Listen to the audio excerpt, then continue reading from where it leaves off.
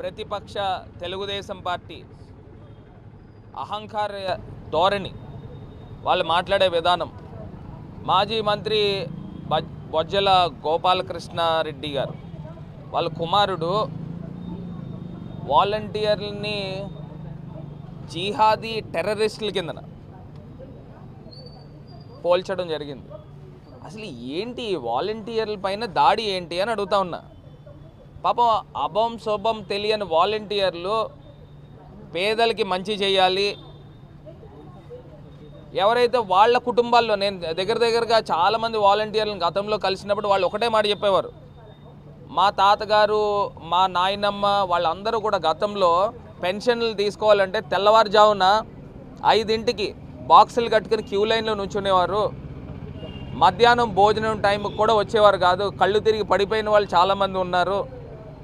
ఇంకా ఆంధ్రప్రదేశ్ రాష్ట్రంలో ఏ అవ్వాతాతకి ఇది జరగకూడదని మేము 5,800 ఆనరోరియం తక్కువైనప్పటికీ కూడా మేము చేస్తూ ఉన్నామనంటే జగనన్న పేద ప్రజలకి పెద్దపీట వేస్తూ ఉన్నారు, అందు గురించి మాకు మంచి జాబ్ దొరికేదాకా టెంపరీగా చేస్తున్నామని వాళ్ళు చెప్తా ఉన్నారు. అలాంటి అభం శుభం తెలియని వాలంటీర్ల పైన ఈ కత్తి కట్టడం ఏందా అని అడుగుతా ఉన్నా. జిహాదీ టెర్రరిస్టులు ఏంటండి? కడుపుకి అన్నం తింటున్నారా, గడ్డి తింటున్నారా? వాళ్ళు డేటా చోరీ చేస్తూ ఉన్నారన్నారు. అసలు ఈ తెలుగుదేశం పార్టీయే పెద్ద చోరీ ముఠ, వీళ్ళే పెద్ద గజ దొంగలు, వీళ్ళే పెద్ద జిహాదీ టెర్రరిస్టులు లాంటి వాళ్ళు వీళ్ళు. పాపం పిల్లల్ని పట్టుకుని ఈ రకంగా చేస్తూ ఉన్నారు. రాజమండ్రిలో కూడా ఇంకా ప్రబుద్ధులు ఉన్నారు కొంతమంది, వాళ్ళు కూడా వాలంటీర్ల మీద తండ్రి కొడుకులు ఇద్దరు కూడా కత్తి కట్టే కార్యక్రమం చేశారు. ఒకళ్ళేమో తీసుకొచ్చి వాలంటీర్లని అంతు చూస్తానంటాడు, ఒకళ్ళేమో తీసుకొచ్చి వాలంటీర్లని పట్టుపట్టేస్తానంటాడు. అసలు ఏం మాట్లాడతాడు? ఇంకోడేమో పాపం నేను డోర్ టు డోర్ వెళ్ళే దాంట్లో వాలంటీర్లని జనరల్గా అందరు ఓటర్స్ని ఓట్లు అడిగిన టైంలో వీళ్ళని కూడా కలిస్తే దానిపైన ఏమో వాళ్ళని 22 మంది వాలంటీర్లని సస్పెండ్ చేసిన కార్యక్రమం ఎంత బాధాకరం. ఇవాళ పేద ప్రజలకు మంచి చేస్తూ ఉన్నారు. వాళ్ళు ఏదో పాపం ఏదో సీతాదేవి అజ్ఞాతవాసంకి వెళ్ళినట్టు ఏ రకంగా అయితే ఉందో అగ్నిప్రవేశం చేసినట్టు ఆ రకంగా వాలంటీర్లు అగ్నిప్రవేశం చేయాలా అని అడుగుతా ఉన్నా. ఆ రకంగా చిత్రీకరిస్తున్నారు. వాళ్ళు ఏదో పాపం బయటికి వస్తే చాలు, బయటికి రాకూడదు, మీరు ఇంట్లోనే ఉండాలని. అసలు ఏం జరుగుతూ ఉందని అడుగుతా ఉన్నా. ఇది కాకుండా ఈ చంద్రబాబు నాయుడు గారు ఆయన చెప్పిన అంశం ఏంటంటే, మొన్న ఏదో ఒక మీడియాలో మాట్లాడుతూ వాళ్ళ కార్యకర్తల మీటింగ్లో ఇప్పుడు ఈ ఎన్డీఏ గవర్నమెంట్లో బీజేపీతో పొత్తు తాత్కాలికం మాత్రమే అని చెప్తా ఉన్నాడు. అంటే తాత్కాలికం అంటే దానికి అర్థం ఏంటి అని అడుగుతా ఉన్నా. యూజ్ అండ్ త్రోవా? ఇదేమన్నా టిష్యూ పేపరా? మొత్తం అయిపోయి మూతి చెయ్య తుడిచేసుకోవడం, డస్ట్బిన్లో పడేయడమా? ఏంటి తాత్కాలికం అంటే దానికి అర్థం ఏంటి? నేను గతంలో కూడా ఈ చంద్రబాబు నాయుడు గారు ఎంత హీనాతిహీనమైన మనస్తత్వమో ఒక్కసారి నేను ఒక వీడియో చూపిస్తాను. ఆయన నరేంద్ర మోడీ గారి గురించి మాట్లాడిన మాటలు, ఇప్పుడు మాట్లాడిన మాటలు, బీజేపీ ప్రభుత్వం వస్తేనంట ముస్లింలకి ఏం అన్యాయం జరుగుతుంది,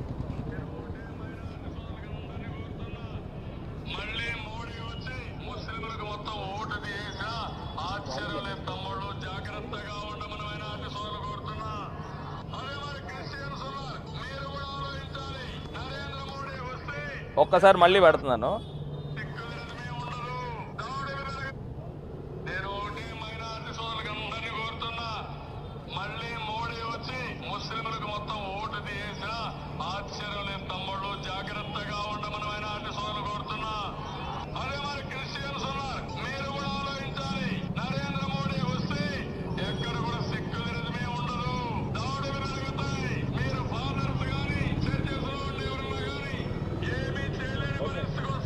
ఇప్పుడు పడింది. ఇప్పుడు ఈయన చెప్పిన అంశం ఏంటంటే, నరేంద్ర మోడీ వస్తే ముస్లింలందరికీ కూడా ఓట్లు తీసేస్తాడు అని చెప్పిన వ్యక్తి చంద్రబాబు నాయుడు. ముస్లింలందరికీ కూడా ఓట్లు తీసేస్తాడు. అదే రకంగా క్రైస్తవులకి చెప్పిన మాట ఏంటంటే మొత్తం అసలు సెక్యులరిజమే ఉండదు, నరేంద్ర మోడీ గారు వస్తే చర్చిల్లో ప్రేయర్లు కూడా చేయనివ్వరు అని చెప్పిన వ్యక్తి ఈ చంద్రబాబు నాయుడు గారు. మళ్ళీ ఇప్పుడు నరేంద్ర మోడీ గారితో పొత్తు పెట్టుకున్నాడు, బీజేపీతో పొత్తు పెట్టుకున్నాడు. అంటే ఈయన చెప్పాలనుకున్న అంశం ఏంటంటే చంద్రబాబు నాయుడు గారు నాకు ముస్లింల ఓట్లు వద్దు, క్రైస్తవుల ఓట్లు వద్దు అని చెప్పదలుచుకున్నట్టు ఈ వీడియోలో అర్థమవుతుంది. ఎందుకంటే ఆయనే నరేంద్ర మోడీ గారితో పొత్తు పెట్టుకున్నాడు చంద్రబాబు నాయుడు గారు. చంద్రబాబు నాయుడు గారికి మైనారిటీ ముస్లిం ఓట్లు వద్దు, చంద్రబాబు నాయుడు గారికి క్రైస్తవ ఓట్లు వద్దు అని ఆయనే చెప్పే విధంగా చెప్పాడు. మరి లేకపోతే నరేంద్ర మోడీ గారు మాట్లాడిన మాటలు, నేను మాట్లాడిన మాటలు తప్పు నరేంద్ర మోడీ గారి పైన అని మీరు ఒప్పుకోండి, అప్పుడు ముస్లింలు ఆలోచన చేస్తారు.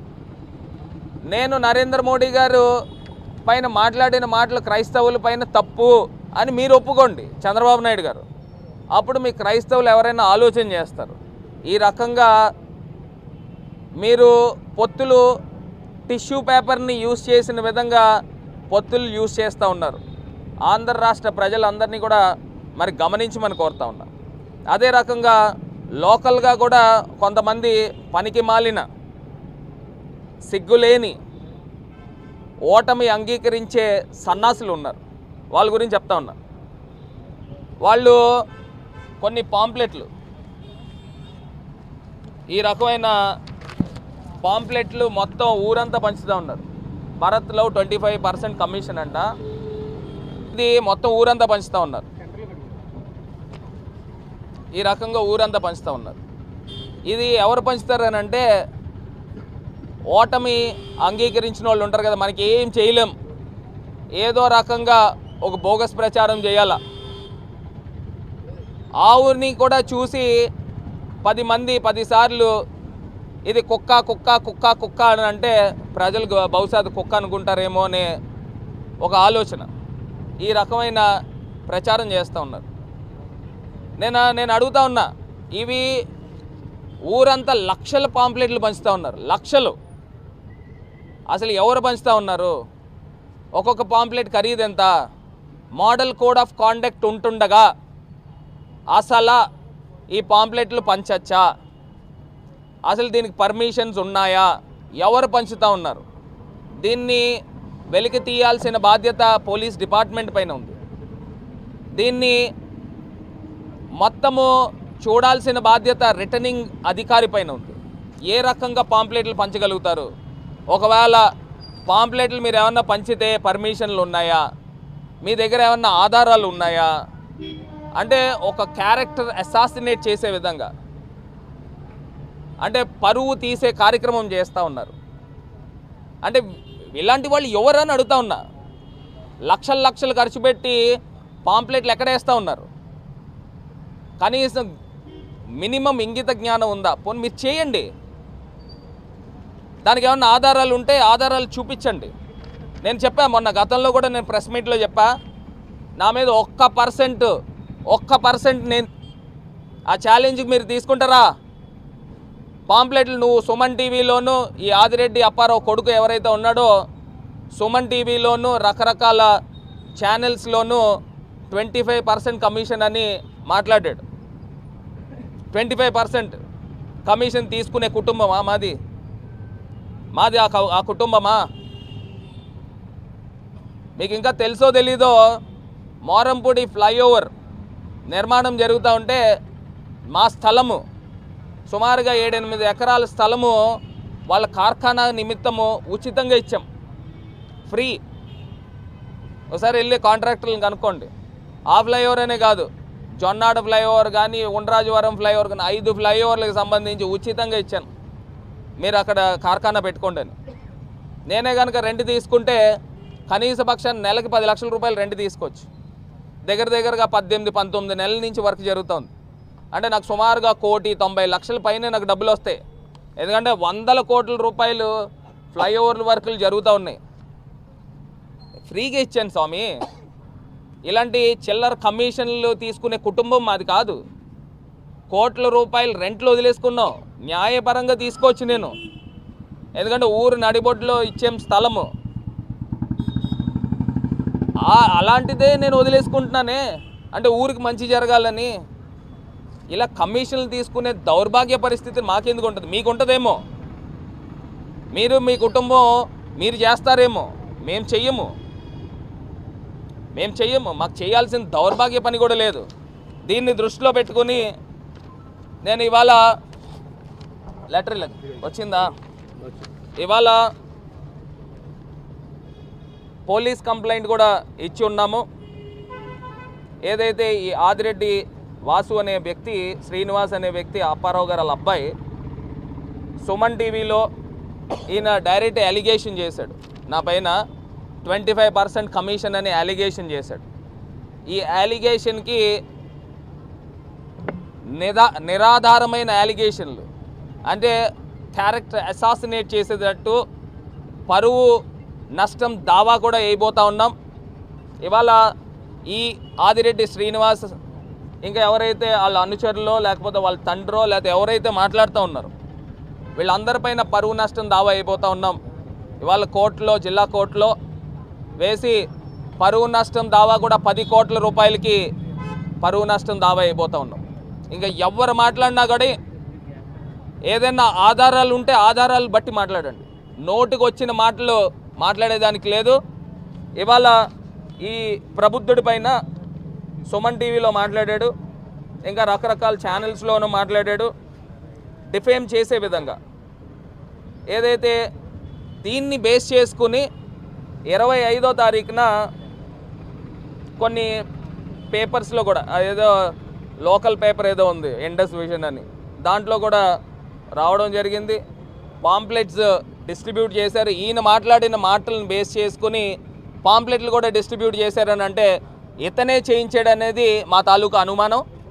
ఎందుకంటే ఈయన మాట్లాడాడు గతంలో సుమన్ టీవీలో.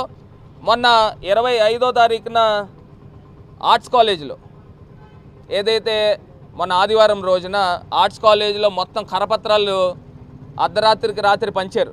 అక్కడ మొత్తం జల్లుకుంటూ పోయారు. హ్యాపీ స్ట్రీట్లో జల్లుకుంటూ పోయారు, కంబాల్ చెరువు దగ్గర జల్లుకుంటూ పోయారు, మార్కెట్లో జల్లుకుంటూ పోయారు. అసలు ఈ సీసీ ఫుటేజ్లు ఏమైనాయి? ఎవరు జల్లుతూ ఉన్నారు? ఎవరు చేస్తూ ఉన్నారు ఈ కార్యక్రమాలు?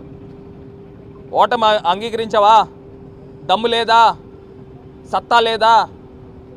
మగతనం లేదా? ఆడపిల్లలాగా ఎదుర్కో, డైరెక్ట్గా ఎదుర్కో. నేను డెవలప్మెంట్